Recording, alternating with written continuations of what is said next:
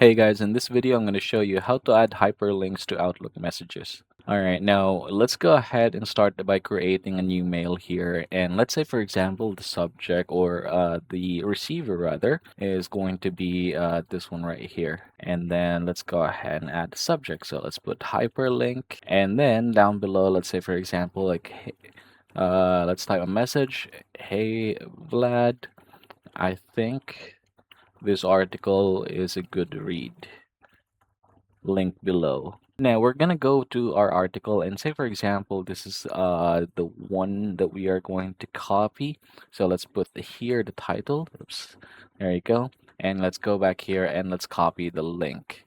Now here we are going to go ahead and use a title, and then we're gonna add a hyperlink by clicking this one right here. Or you can go ahead and basically use the shortcut for this one. So the way for to do that is click Control K, and this thing is gonna pop up. So yeah, once that's done, you can see that now it has been added. So if I send that one, and let's say for example, receive that through here, and there you go. So that's the email. So I'm gonna click this open here, and you can see that now if I'm gonna click this one, it's going to prompt me to that same article. So yeah, that's the way to do it. I hope this video helps you out.